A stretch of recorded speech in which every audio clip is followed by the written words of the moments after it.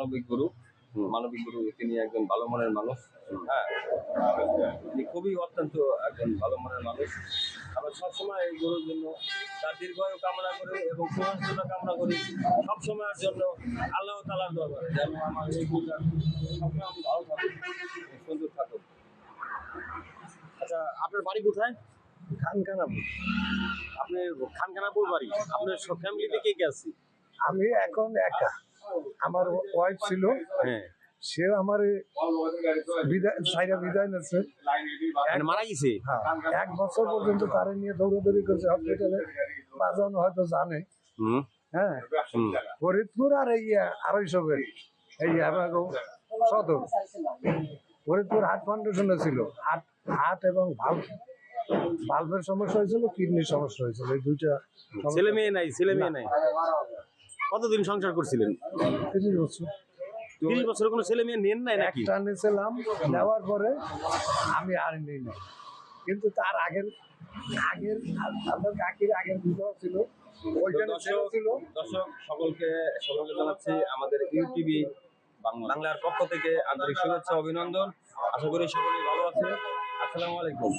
আমরা এই গুরুর জন্য সবসময় দোয়া খায়ের এবং দোয়া করছি যেন তিনি ভালো থাকেন এবং খুশি থাকেন এবং সুন্দর থাকেন। আজকের মতন এখানে বিদায় নিচ্ছি।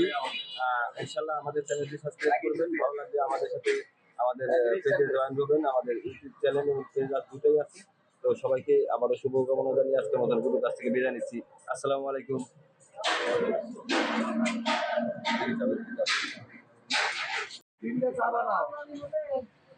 আচ্ছা, আপনার নামটা বলেন। মোহাম্মদ বাদশা ফকির। জোরে বলেন। মোহাম্মদ বাদশা ফকির, ওরফে সাধুও বলে অনেক। মোহাম্মদ বাদশা ফকির। হ্যাঁ। এই বাদশা, এই ফকির। আমি কি একটা- মালিকের কাছে আরাধনা করি, পরকালের যদি বাদশা হইতে। হ্যাঁ, মালিকের কাছে এইটাই আরাধনা। তাই না? লালন যাবেন না বাবা? 18, 19, 20 কততম তিরোধান? 130তম মনে হয় এটা। না, এত জায়গা বাসা পাবেন না, ওখানে তো জায়গা বাসা ব্লক হয়ে গেছে। আগার জায়গা নেই। আমরা যেদিন বাতি হবে ওই দিন ওই দিন একদিন আগেই যাব। একদিন আগে যাই, ওখানে জায়গা পাবেন না তো? মালিক ভরসা। আপনি কি বলেন, জায়গা পাবেন এখানে 130তম তিরোধানে? ফকির লালন সাইজির লালন দয়া করে ইনশাআল্লাহ জায়গা দেয়, তাহলে পাওয়া যাবে, সম্ভব হবে। ওখানে তো এমন জায়গা আসতে আছে, যাইতে আছে। ওখানে শুধু আমাদের মতোই কিছু লোক একভাবে যাইয়ে বসে আর শেষ হওয়ার পরেও আসে না। হ্যাঁ, শেষ হওয়ার পরেও আসে না। আমি তো 15 দিনও কাটাইছি লালন। আমাদের একজন খুব